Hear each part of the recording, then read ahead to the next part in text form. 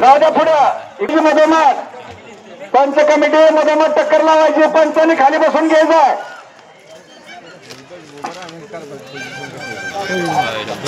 या टकरीचा टायमिंग 10 मिनिटाचा आहे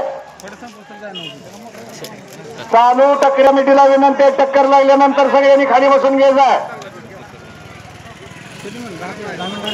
पंच कमिटी अरे अरे अरे अरे अरे अरे अरे हा खेळू द्या खेळू द्या खेळू द्या हे चला दोघं फक्त